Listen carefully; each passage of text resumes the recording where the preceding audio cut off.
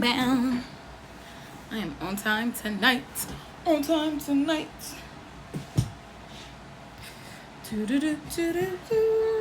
Happy Monday. Happy Monday, Mama Pioneers. So good.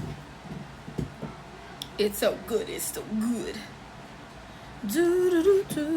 Give y'all a couple minutes to hop in because I am on time. And I done got bit by a bug and some whole other stuff. Happy Monday, y'all. I'm gonna wait because I'm early. What is that? Oh, that's the cream on my leg.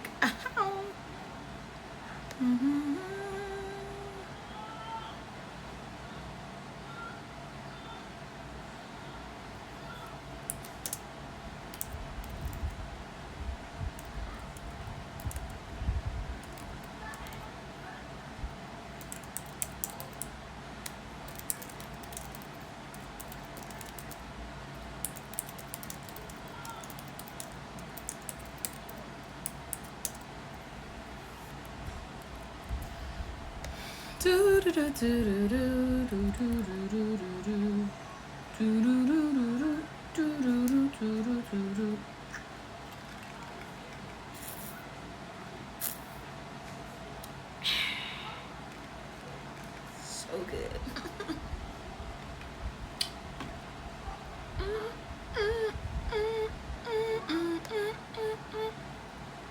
I hope you all had a productive week from the last time we met until today. I hope your week was productive. I hope that you have been looking at how you see poverty and even how it has shown up in your life, and you've been challenging that that way of thinking, and all of those things. We're going to quickly recap tonight, and then I'm going to get into some tangible ways in which we are moving out of poverty. And then if you guys have any questions, once you hop in, we can go with that, and then we will be done for the tonight. Waiting for tonight. Whoa.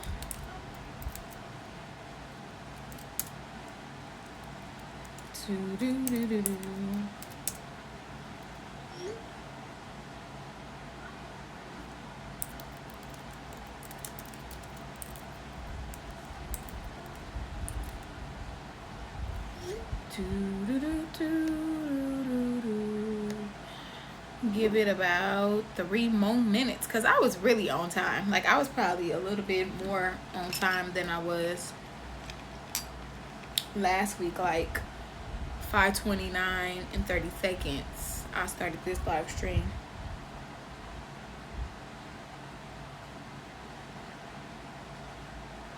And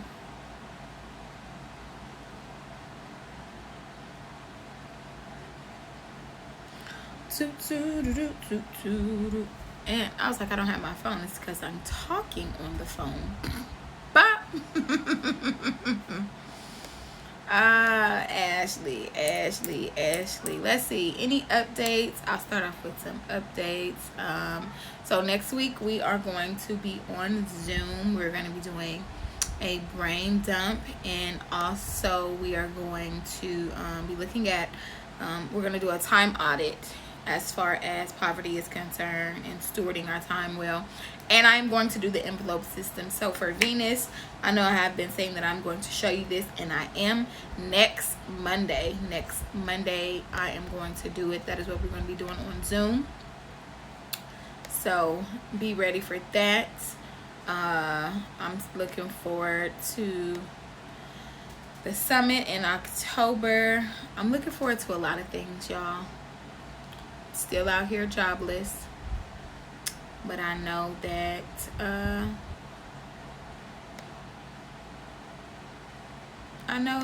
God's got me.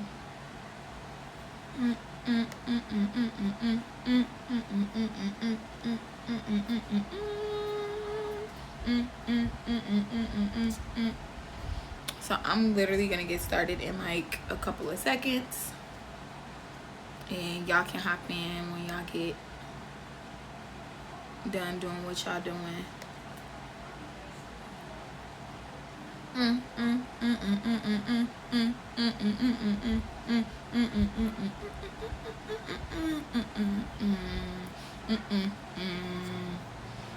All right. So tonight we are going to be talking about steps to moving out of poverty. And so I'm going to do a quick recap of what we kind of ended with last week. The major highlights of what poverty is. And so we went down the political or economical side of what poverty is, and we landed on the fact that, we are going to be dealing with situational poverty, which is a sudden change of events that causes you to end up in a certain way. And so we understand, number one, that poverty has nothing to do with money, but poverty is everything to do with not understanding how patterns have been ingrained to keep our minds small, so in a lack mentality. And we understood that wherever poverty is, there is a fear. So when we look at, hey Mercedes, so when we looking at poverty, we're looking at what are our fears, because poverty is meant to keep us small minded.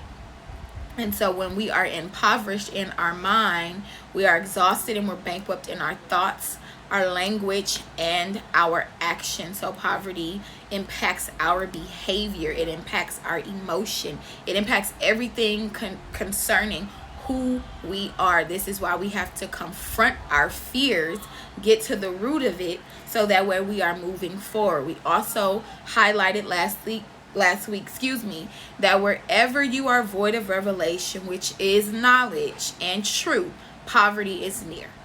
So wherever you are bankrupt of revelations, knowledge, and truth, the two go together, poverty is near, because poverty needs your fear, and fear keeps you in a bondage. Fear banks on you being afraid. Fear banks on you being anxious. And when we become anxious, we cannot step into God's peace. We cannot rest in the peace that He's given to us, even when we're facing transitions and changes, because we are worried about an outcome. And so we have to make sure that we're unpacking what our fears are and confronting them, so that way we can move forward. We talked last week briefly about what these fears can look like. So that's fear of failure, fear of success, disappointment, loneliness, or a lack of support, doing it wrong. And again, we're uncovering that so we get to the truth of what really is holding us hostage. I shared the story with y'all. I'm not going to do that again tonight, but I just wanted to highlight that's what we landed on last week. That's how we ended. So tonight we're going to be talking about steps to moving out of this poverty mentality. So we already talked about uncovering the root. So when I talk about uncovering the root, I want to go just a little bit deeper into that and really highlighting like what is your limiting belief. Because when we're uncovering the root of anything, whether it's rejection or perfection or whatever it is, there was a limiting belief that you held onto as truth. So the thing about a lie is there are two sides to a lie. There are mixtures of the truth, and then there is a flat out lie. And so what mixture have you adopted that is causing for you to have this limiting belief? So if we're looking at, I'll just give an example of, if we're looking at fear of failure, and we're looking at the fear of failure, and we're saying, well, I'm not able to step out, or I'm not able to do this venture because I don't have the resources, whatever that may look like. Or you can spin it like this, if I step out and do this, who's going to participate, who's going to buy from me, who's going to want to listen to what I have to say, who's going to support me, who's going to back me up. So what limiting belief have you adopted as truth to keep you in a small-minded mentality? That is what I mean by a limiting belief. That is what you want to unpack when you're looking at uncovering the root of something. Does that make sense? Again, we're talking about steps of moving out of poverty. And so anywhere there is a limiting belief, there is also a lack of revelation, understanding of truth. So the truth of the matter is, yes, I may be afraid of stepping out and doing this new venture because I've not been this way before. I've not done this before. I don't know what it looks like. So you have all of these reasons why you may feel like you're not capable of doing it. But the truth of the matter is, you won't know until you do it. You won't know what the actual reality is until you step out and do it. This is why we have to learn, and this is something that we really literally do have to learn, y'all. We have to learn how to rest in God's peace. Because the opposite of God's peace is anxiety and anxiousness and worry and trying to control the situation on your own. And all that's going to do is bring more worry and stress and anxiety and restlessness and all of the things. So learning how to uncover where our limiting belief is, really like sitting with that and figuring out when this thing came in, why do I feel this way, how can I move past this, is where we switch off that switch of being void of revelation to stepping into the truth. So that's the first thing that we do as we're moving out of poverty. The second thing is a stewardship. So how are you stewarding what you have? So next week when we get ready to get on Zoom, we're going to also do a time audit of where our time is going and our money. So all of this is connected into when we think about the poverty mindset, idle time, idle spending. So we want to look at where our time is going, where our resources are going, so that way we have something tangible to work with. Because it doesn't make any sense to learn something and then not be able to implement it and see where we have lack and where we are growing or thriving. So next week we're going to do that. I am going to put a PDF in our files by the end of this week so that you guys can print that out and use it for Monday. So when we're looking at stewardship, budgeting our time, our energy, and our time go together. So what are you spending most of your time on? More of your time.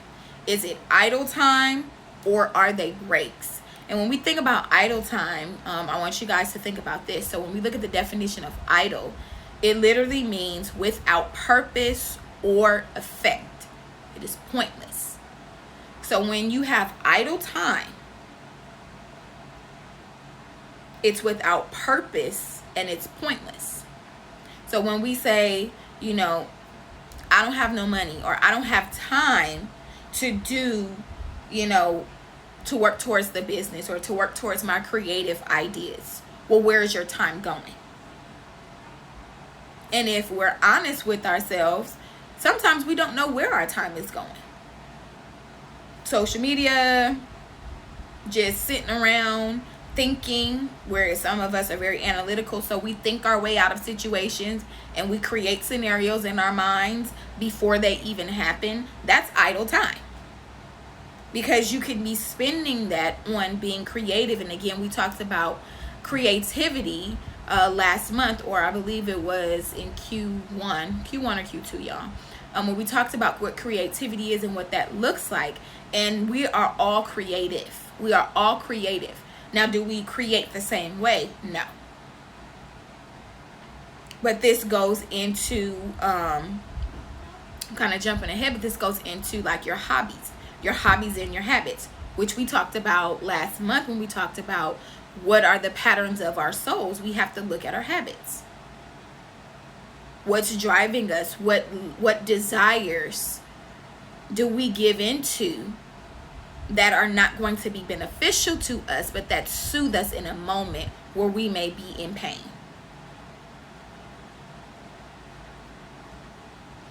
So stewardship is important when you're moving out of poverty. Stewarding your time and your energy, not giving yourself away, giving your energy away to just anything because you might be available. Your availability should be very limited, especially when you are learning and coming out of a transition, a time period. You're changing ways from being a people pleaser to honoring your worth and honoring your time. Your availability should be very, very slim. You should not be open to any and everything, because people can keep you in bondage, places can keep you in bondage, and this can bring you back into a poverty mentality or a slave mentality where you feel like you're working for an exchange.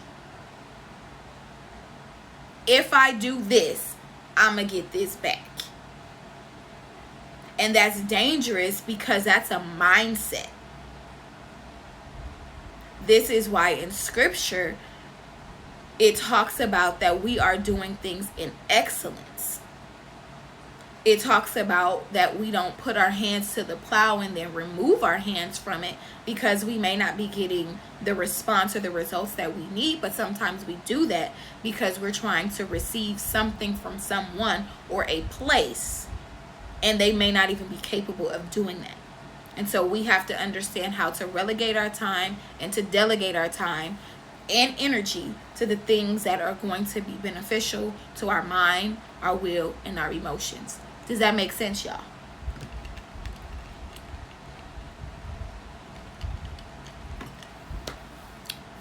Hey to whoever else has joined Mercedes and I. The next thing we want to look at when we're dealing with stewardship is the resources. So resources meaning knowledge, finances, and talents. So how are you stewarding your resources? How are you stewarding the knowledge that you have? How are you stewarding them coins? And I know we talked about this quite a bit, that whole emotional spending that we do when we're in our feelings. Emotional spending, emotional eating. We withdraw from community because we don't know how to handle it. Our talents. Booking flights. So, here's the thing, and I'm going to get to that when we talk about idle and we talk about breaks, because breaks are necessary in season. So booking flights, as long as you ain't booking flights and you're not paying your bills, that's different. That's different. But how are you stewarding the knowledge, the finances, and the talents that you all have as you are moving and learning how to step out of this mindset of lack that has been ingrained in us, these patterns that we've picked up over time? Are you pouring into other people? Are you being poured into? Are you creating a healthy budget, a usable budget? Even if you're not where you, and this is something that I learned last year, like even if I'm not where I want to be financially now, I do myself a disservice if I don't budget or create even a mock budget of how I want my life to be. So what that looks like is I want a chef to come in when I have my house. I want a chef to come in 3 days a week because I don't want to cook every single day. Although I can make meals that will last, for a couple of days, this is my desire that I want. And God says, if I delight myself in him, he gonna give me the desires of my heart. That is a desire that I have. I never had that desire before, but the reason why I never had the desire before is because I thought small-minded. I thought that only people, that are rich and that are wealthy and that, millionaires and billionaires, they're the only ones who need a chef. And that's absolutely not true. You can budget for someone to make you and prepare you a large meal so that your time, again, going back to stewarding your time and your energy, so your time is more focused on what God has purposed you to do. There's nothing wrong with that. But we have to make sure that we are in the space to do that. Does that make sense? So I was like, oh, well, you know what? I'm going to create my vision. And going back again, and we're going to do a check-in with that before the end of this quarter, is your vision. What does that look like? Your vision statement. This is what my vision is. Yes, I'm going to hire somebody. I'm going to hire you. If it's in my budget. If it's not in the budget, then I'm going to have to figure out where in my time budget I need to make time to do whatever I need to do. But I'm no longer going to limit myself into believing that a certain lifestyle is only for a certain person or a certain people or a certain status. Because I too can have that status. But will I have to put in the work? Absolutely. Will we have to put in the time? Absolutely. So I budgeted that in. I want a chef 3 days a week. I want you to be able to make big platters and, do what you do and Ziploc it or whatever it is. So all I have to do is warm it up. And then, because this is a part of one of my values, is I will always cook on Sunday. I will always have dinner for my kids, for my family. This is a time for us to get together. So ain't nobody got to cook for me on Sunday. And then that Sunday meal gonna carry us over to Monday till the chef come on Tuesday, and she cook for Tuesday, Wednesday, and Thursday. But it's important that as we are moving out of this poverty mindset, that we are also learning how to dream. I feel like a lot of us have been stifled in our ability to dream because we've been in such situations that keep us in this, it feels like, this never-ending cycle of lack, monetarily, or lack of knowledge. So because I don't know this, or because I don't have this degree, or because, my family never taught me this, then that means I'm going to always be doing like this. I'm only going to have this much knowledge, and I'm only going to live this type of lifestyle, when that's absolutely a lie. Breaking the spirit of poverty off of our minds, because it is a mindset. It is God's desire for us to prosper. He talks about it in, I think it's 3 John. Beloved, I wish above all that you would prosper and be in good health, even as your soul prospers. It is his design, as he says, that he delights in the prosperity of his servants. We are his servants because we desire to serve him in everything that he's given us, in our talents and our abilities. We serve him as we steward our lives well, as we steward our energy, as we steward our resources. We're serving God. And so the lack that we experience is a lot of times because of a lack of understanding. This is why the first thing that you do as you're coming out of a poverty mindset is breaking down the root of where it came from. Understanding what that limiting belief is. Filling it with the truth so that you're no longer void of revelation. We also have to steward our community time.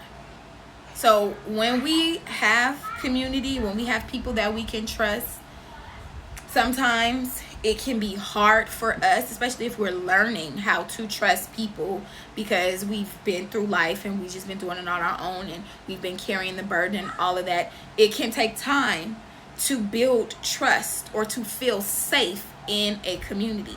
But once you allow yourself the opportunity to be seen, and we've been building that over this last year to really just be seen, then leaning into your community when you are feeling like there's a place of lack in your life is so important. I don't know all of the answers to everything. I don't. But if I can find the resources to give it to you, I am. And that's for everybody in the group. We all have unique talents. We all have unique gifts. We all have unique personalities. And we complement one another when we speak about what we know. This is exactly why I told y'all next month in September, you guys are going to teach on one of your strengths. Because you guys are going to get out of y'all shells, because there's more to come. But moving forward, whatever, Mercedes. So if we look at last month's teaching, the last teaching that we did of June, and I talked about what are the habits that you're choosing to break and what are you doing differently. Have you looked at that? Have you really sat down to look at your patterns, number one, and have you decided on a habit that you're choosing to break? That's a question that I want you to answer now.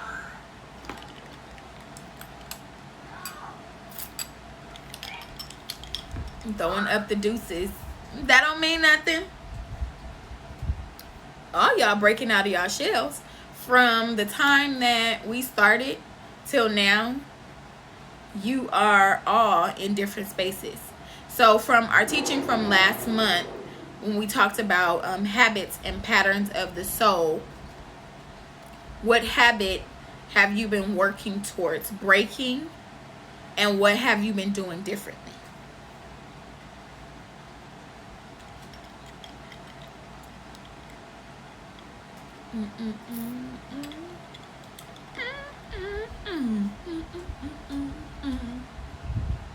Because the reason why I keep asking about habits is because the habits are formed in the mind.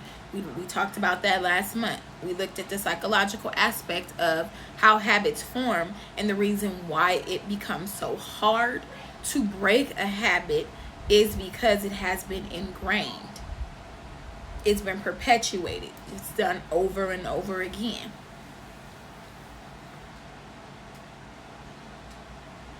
I'll give mine. So one of the habits that I said I was going to be breaking. Yes, come on.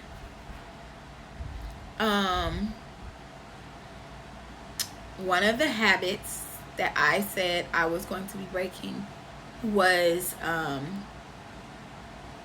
not having not the hard conversations, but the necessary conversations. Running. Yes. The necessary conversation. I can have a hard conversation with someone. And it's not going to really affect me. But sometimes I don't want to have the necessary conversation. So, case in point was somebody I was doing business with. I knew that I needed to have the conversation with them, but I was kind of like stalling it, like, okay, well, they said X, Y, and Z, so I'm going to just wait to see what they do. And what God was showing me, he was like, but you're not taking the initiative as a leader to confront the situation, to express the situation. Because the thing about like business and leadership and mentoring and coaching and all of these things, you're going to deal with people that are not as integral as you are, or their communication skill and style is different. And so for you to not get frustrated and to have some type of understanding, you're going to have to be the one to be like, hey, this is what this is, bop, bop, bop, bop, bop. And so when I made up in my mind, like, okay, this is what I'm going to do, guess what? I was confronted with that position, and I had to do it. Because what we speak, and this is why we got to understand the power of our language. This is why the Bible says life and death is in the power of the tongue. And you eat the fruit thereof. So as Mercedes was saying, one of the habits that she's going to stop is comparison. So when you say, I'm going to stop this, what are you going to be challenged with? That exact thing.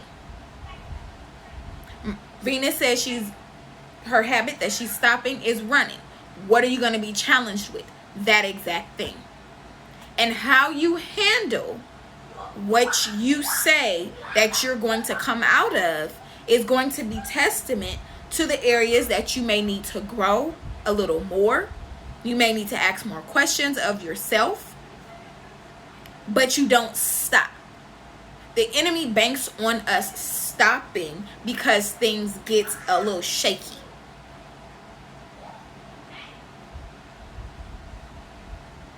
I haven't done anything to change it yet.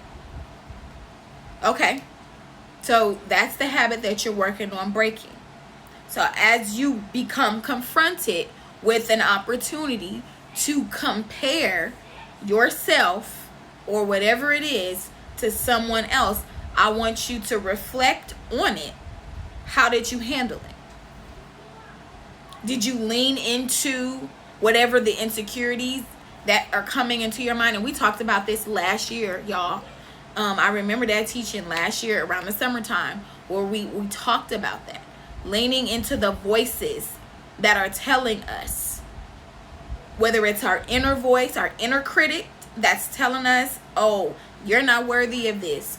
You can't do that. Look at how well they're doing this. That ain't our job. So we have to learn how to fire those managers that try to give language to somebody else's journey. My journey is not anybody else's journey.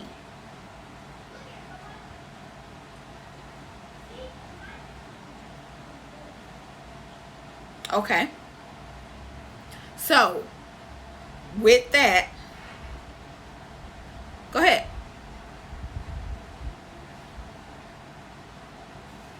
Go ahead. I'm going to keep talking and I'll wait for your comment to come in.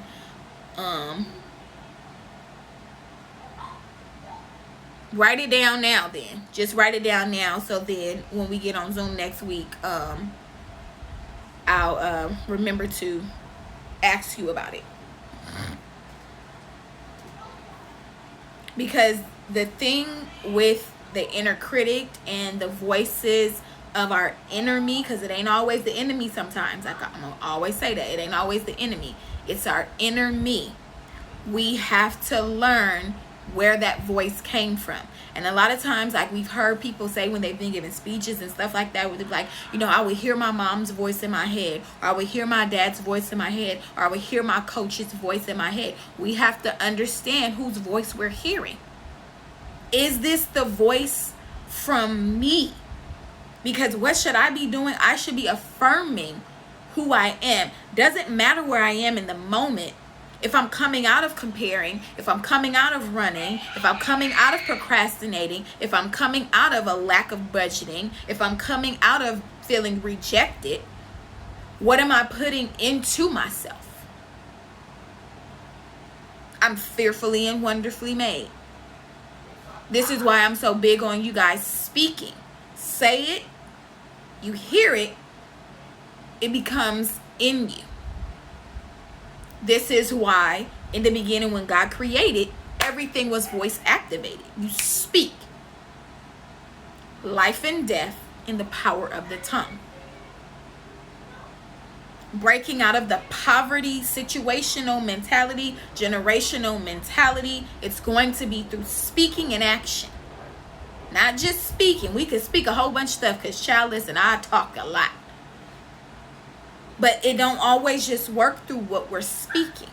We must then put action behind it. No matter how much action that is, we don't need that timetable right now. We just need to put one foot in front of the other. I need to first uncover what the limiting belief is.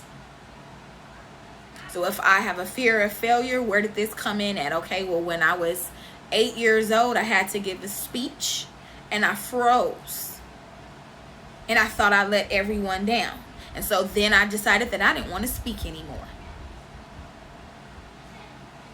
I got disappointed because who I thought was supposed to hold me up at this time did not do it.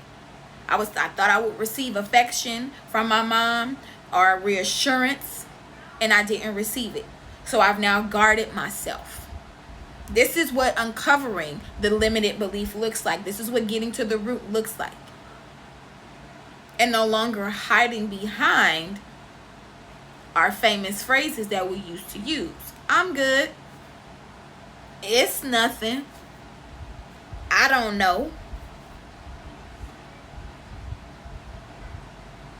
We have to literally, y'all, stop and take the time to be gentle with ourselves in this process of doing this soul work. But we cannot run from the work. So also next week when we're on Zoom, I put it attached to the live that I did last week, the heart work. I want you guys to make sure that you have that done. It's important. Because what? The soul has a language and the soul has a pattern. And as we're learning how to break out of these patterns, procrastination, comparison, running, all of those things, we have to do the work in order to come out of it. Yes, I tagged everyone in the work last Monday. So if you go back to the video from last Monday, you will see everything at the top.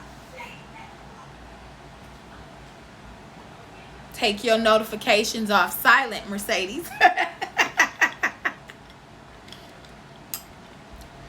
And check the group at least 2 days out of the week. So y'all know we come on a Monday. I know I'm either going to post something on Wednesday or Thursday. So just come back in and just check to see if there's any updates or anything.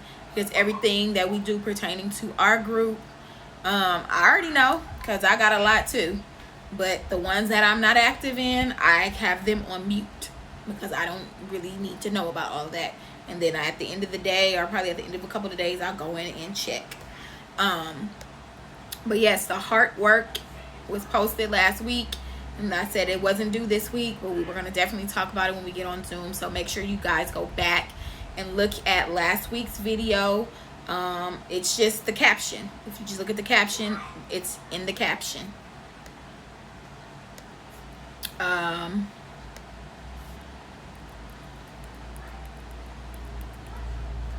All right. So number 4, another way to move out of poverty is finding a hobby that helps to invoke your creativity. I talked about it just a little bit earlier about our limited capacity to dream. How many of us have just dreamed in the last 6 months? Just sat down and just dreamed. Didn't cap yourself, didn't do any of that. You just sat down and you just dreamed. How many of us have done it? I've done it. Who else has done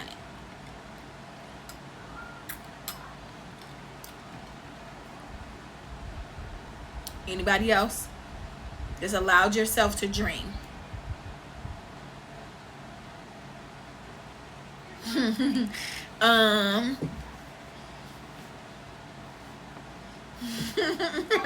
That must be no.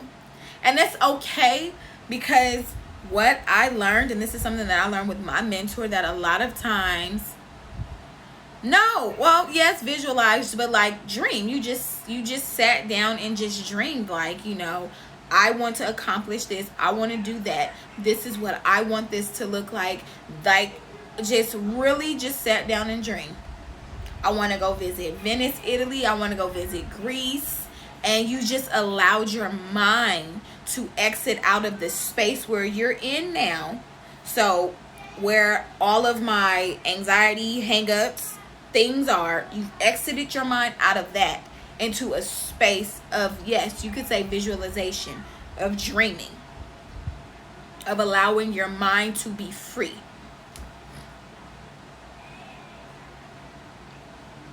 Because the reason why I bring this up is I talked about it earlier about being idle and having idle time which is without purpose or effects. So it's pointless. But the flip to idleness is taking a break. It is essential for us to take a break. A break, in definition, is a pause in work or activity to reset.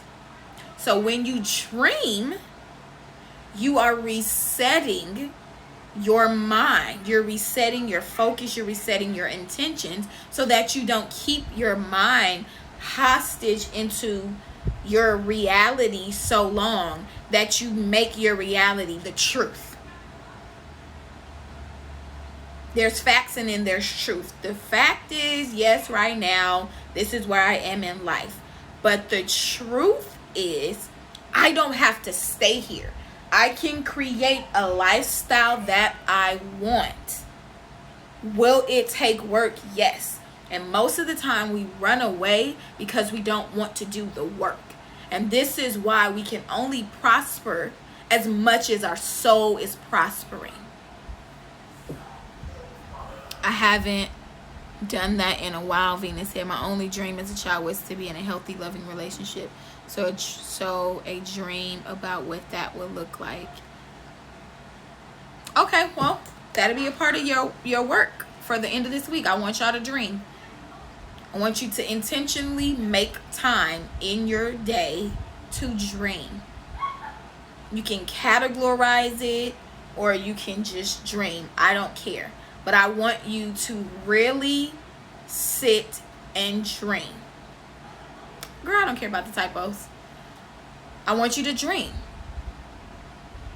Because in Proverbs, it talks about, as a man thinketh in his heart, so is he. That word for heart is the soul. So as a man thinks in his soul, his mind, his will, and his emotions, so he's going to be. So if I can think, if I can get my soul into a place where it's healing and I'm visualizing what I want, I'm writing the vision and I'm making it plain, I can commit this plan to God and he can show me the steps I need to take so that the dream is now a reality. Does that make sense, y'all?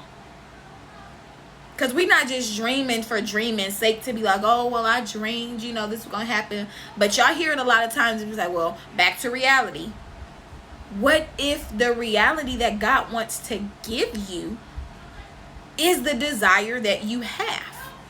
But instead of just looking at it as only a dream, you look at it as, this is what I'm working towards. So the vision, this is the vision for my life. Your vision, your mission, what does that look like?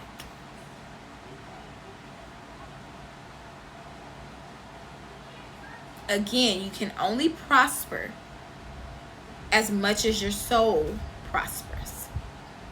So if you're always in turmoil, if you're always believing that you can't go forward, then you will be exactly where you are. Because what? Poverty needs your fear. Poverty needs your fear. And wherever a fear is, you're void of revelation and truth.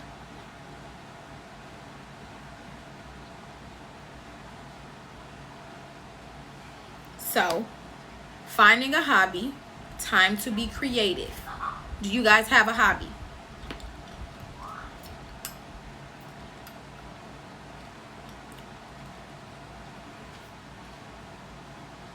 Anybody have a hobby? It's like something that you love to do and that you make time to do it.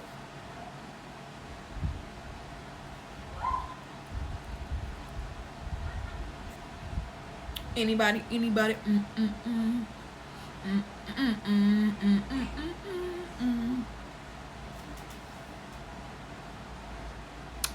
Dancing is a good form of therapy. Dancing is a really good form of therapy. It's a really, really good form of therapy. If you notice when you dance, you feel lighter. You're not worried about what's going on. It's a really good form of therapy. It's actually a form of therapy that they have. It's dance therapy. Because moving your body, again, when we talk about our emotions and where they can be stored, they're stored all over your body. In your hips, in your shoulders, in your back, in your chest, in your stomach, in your knees, in your feet, in your joints. Emotions are stored. Create one. Get you some Afro beats and just start moving until you can find one. Until you can find one, create a space, create the time to do that. Okay, Venus, then I'm going to challenge you to think of something that you absolutely love to do that like literally can just like put you at ease. Aside from hunching. Cause listen, I thought about that the other day and I was like, Lord, just hurry up, Jesus, hurry up. hurry up. But aside from, the things that is like, I'm gonna challenge you to do that though. Seriously, just think about something that you really love to do and create time, y'all. Create time to do the thing you love to do. This is why stewardship of your budget and your time and your energy is important. Because where you put your time is going to be what you get out of it. Input and output. That ain't hard.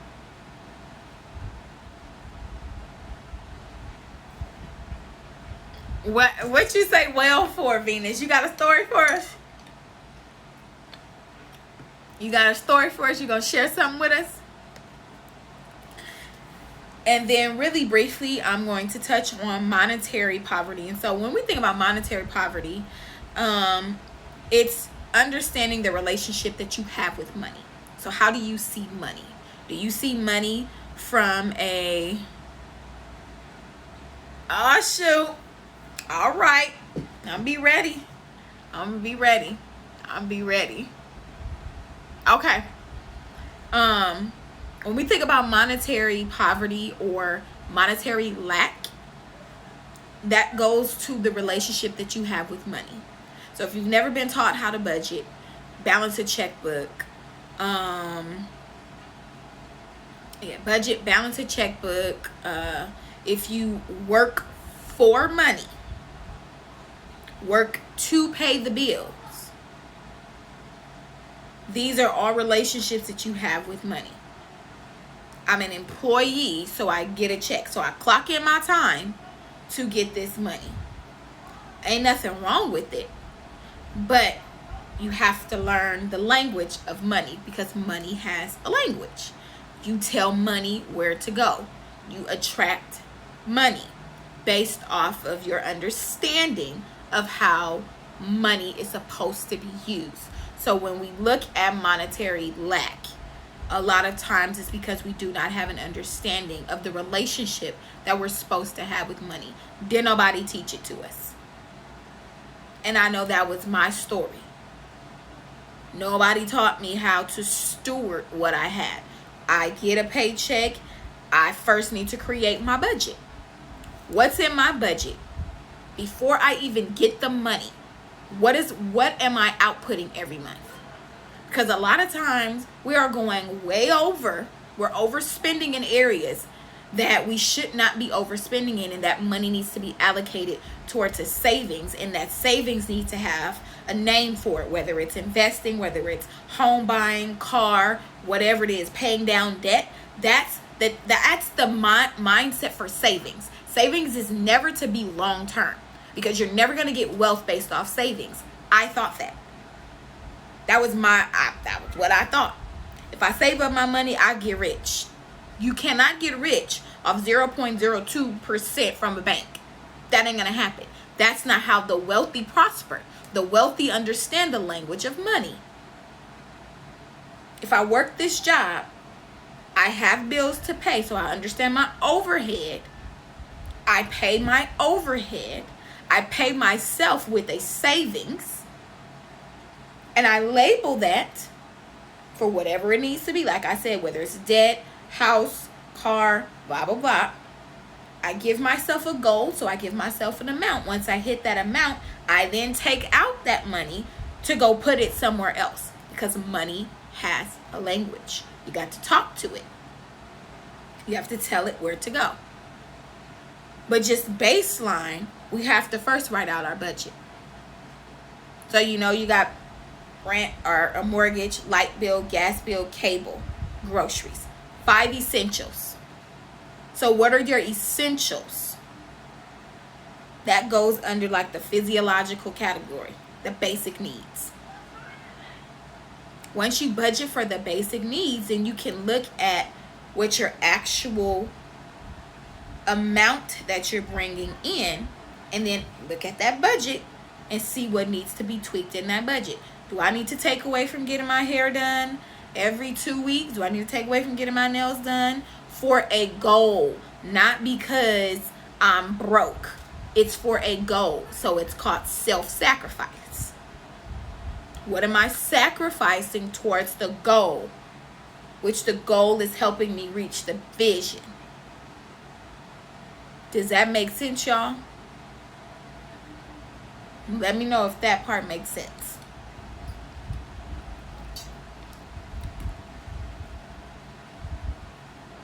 Understanding what your relationship with money is going to really help to move you out of the lack mentality when it comes to your money. Look at your money as another relationship.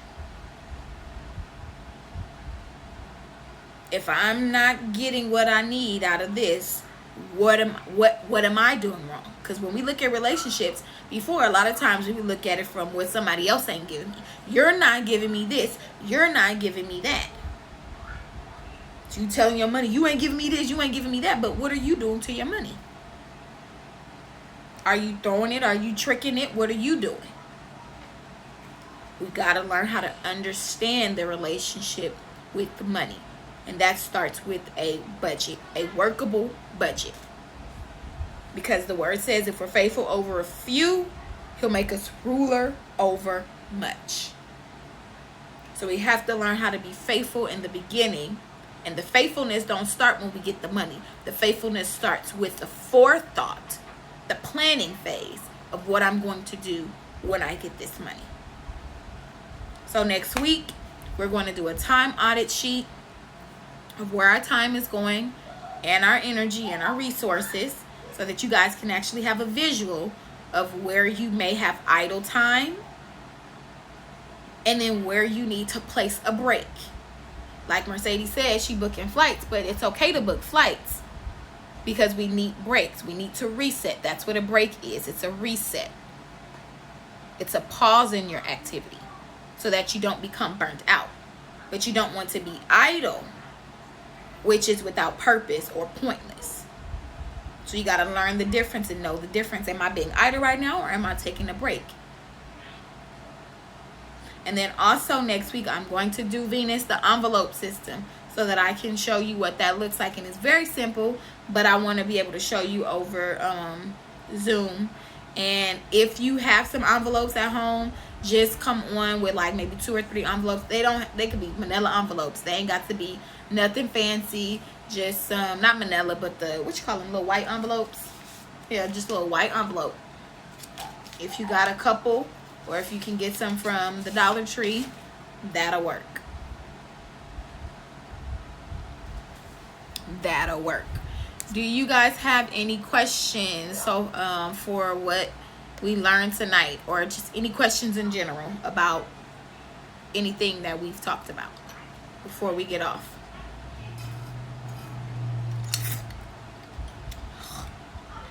It's gone. You're welcome. Any questions at all?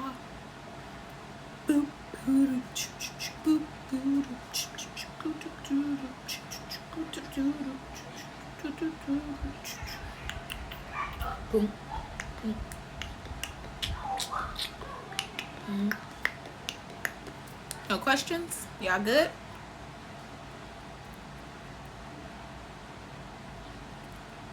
Anti-questions. We got 5 minutes. Any questions? Any questions about what we talked about, or any other questions that I can possibly answer in 5 minutes?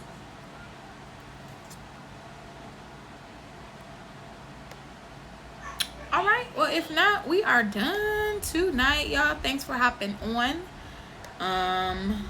Thanks for hopping on. Again, next week we're going to be on Zoom. I'm going to put in the worksheet by the end of the week so that it'd be the files so that you guys can have that for Monday. I think that's the only update I had. And then go back and watch, not watch, but go back to the live from last week and get the heartwork homework that we're going to talk about on Zoom for next Monday. All right. Well, I love y'all. I appreciate y'all, and have an amazing rest of your evening. And I will do a check-in with you guys Wednesday or Thursday.